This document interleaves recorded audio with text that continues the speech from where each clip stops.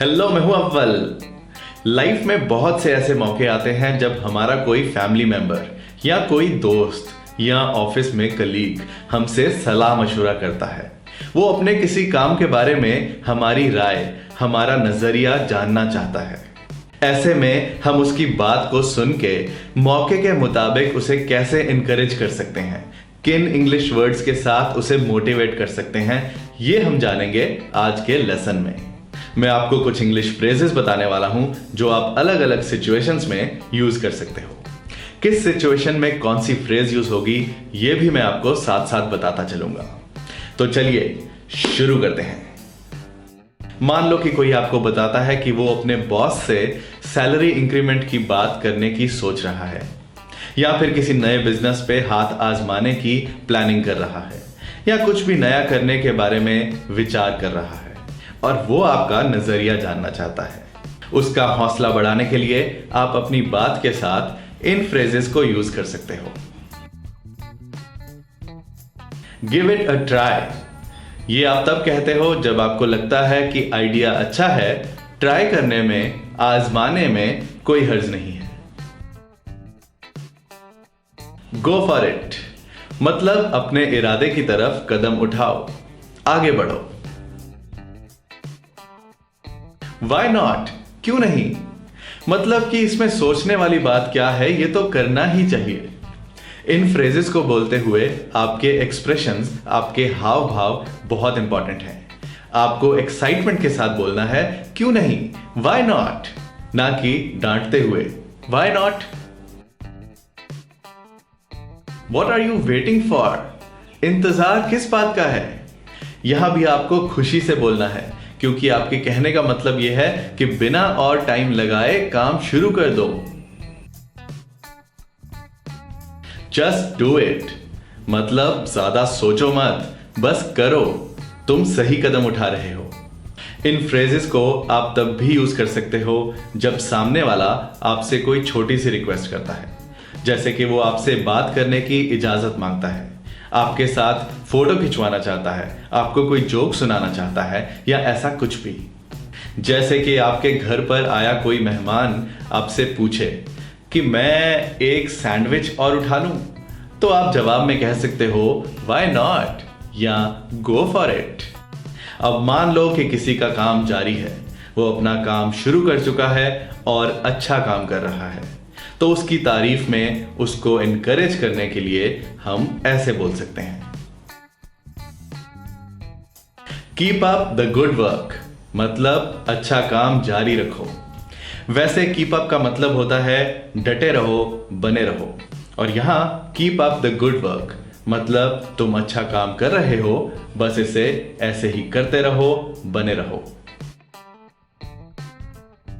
Keep it up यानी अच्छा काम करते रहो।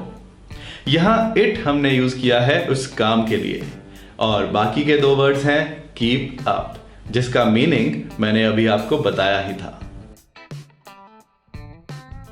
गुड जॉब, इसका पूरा सेंटेंस होगा you are doing a good job या you have done a good job.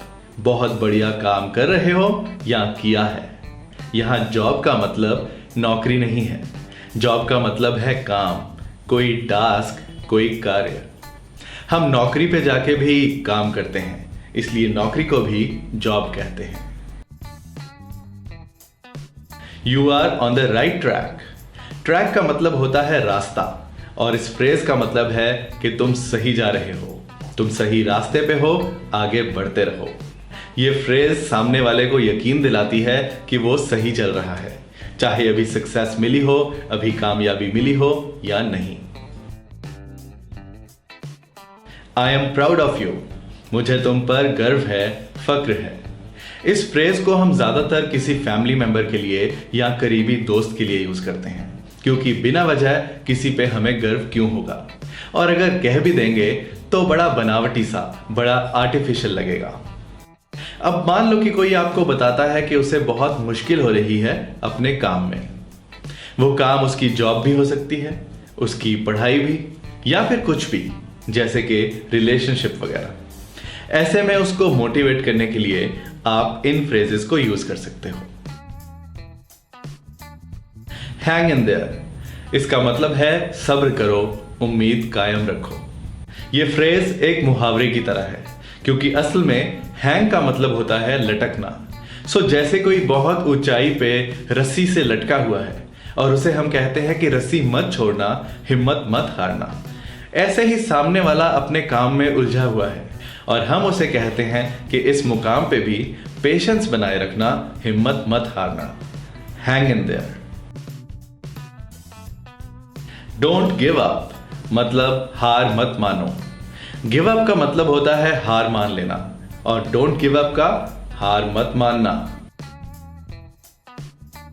Keep pushing, इसका पूरा सेंटेंस होगा कीप पुशिंग योरसेल्फ, मतलब खुद को आगे की तरफ धकेलते रहो। इन मुश्किल हालातों में भी खुद को आगे की तरफ पुश करते रहो। कहने का मतलब वही है कि पीछे मत हटना, लगे रहना। कीप फाइटिंग, हालातों से लड़ते रहो, थको मत, हारो मत। स्टे स्ट्रांग, मजबूत बने रहो, हालातों के आगे कमजोर मत पड़ जाना। यू कैन डू इट, तुम कर सकते हो, तुम अपनी मंजिल पा सकते हो। मुझे पूरा यकीन है, पूरा भरोसा है कि तुम अपने गोल्स को अचीव कर सकते हो। इन फ्रेजेस को आप व्हाट्सएप और फेसबुक पे भी लिख सकते हो जब भी आप किसी का ऐसा मैसेज पढ़ो जिसमें वो किसी बात से परेशान है। और अब कुछ फ्रेजेस जिन्हें आप सिचुएशन के मुताबिक यूज कर सकते हो।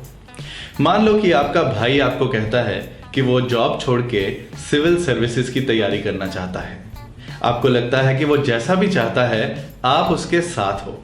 इस बात को कहने के लिए आप इन फ्रेजेस को यूज कर सकते हो। I'll support you either way।